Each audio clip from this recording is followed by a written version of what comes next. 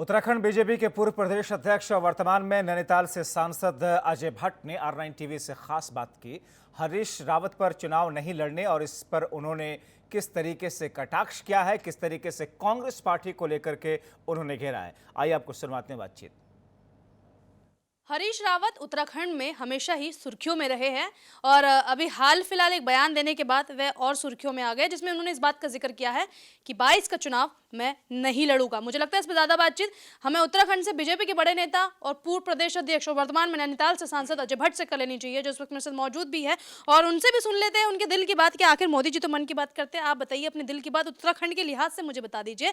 हरीश रावत जी कह रहे चुनाव नहीं लड़ूंगा, उससे पहले उन्होंने कहा कि मुख्यमंत्री पद का चेहरा घोषित कीजिए। ये दो बातों का थोड़ा सा समीकरण आप बताइए कि आखिर हरीश रावत जी चाहते क्या है।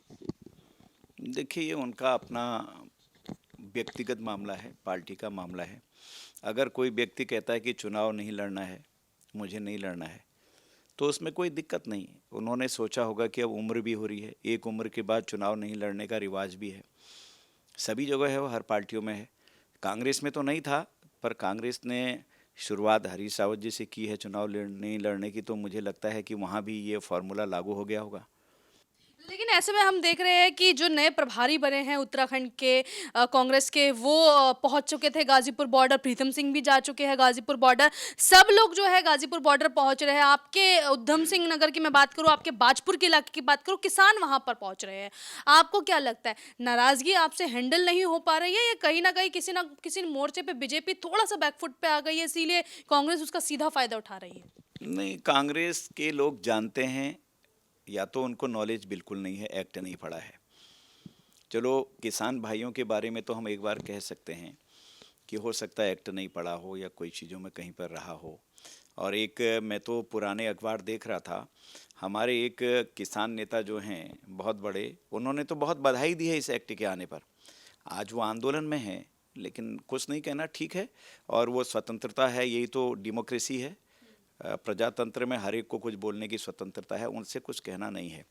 लेकिन कांग्रेस के लोग जानते हुए सहयोग नहीं कर रहे हैं, असहयोग कर रहे हैं, सदन के अंदर भी बाहर भी, जो गैर जिम्मेदाराना जिसे विपक्ष कहते हैं। एक सवाल यहाँ पे आपको टोकूगी और रोकूगी भी, क्योंकि एक सवाल विपक्ष आपसे पूछता है कि किसान याद आते हैं, तो ऐसे में किसानों के लिए बीजेपी जो है अपना कानून ले आती है। ऐसे में जब किसानों के स्टैंड लेने की बात आती है, 70 दिन से किसान सड़क पर बैठा है, आप क्या कर रहे हैं? यही तो गलत है कि किसान के लिए कानून बीजेपी नहीं लाई है। ये तो कानून पुराना है, हमारे ज़माने का नहीं है, इसमें अमेंड किया है। उसमें संशोधन ये किया है, किसान को अगर किसी मंडी में अच्छा पैसा मिलता है वहाँ बेच सकता है। आज तक वो मंडियों में जकड़ा हुआ था, जंजीरों में, बाहर निकल ही नहीं सकता था। कितना बड़ा खेमा और कितनी बड़ी मुश्किलें 22 में पैदा करेगा। तो ऐसे में अजय भट्ट का साफ तौर पर कहना है कि बीजेपी एक प्रवाह है और इस प्रवाह में सब बह जाएंगे, बीजेपी के आगे कोई नहीं टिक पाएगा। बहरहाल ये तो आने वाला वक्त ही बताएगा कि ये कॉन्फिडेंस नजर आ रहा है या 22 में ये ओवर कॉन्फिडेंस हो जाता है। कैमरा पर्सन अंशुमन के साथ मैं भावना, R9 टीवी दिल्ली।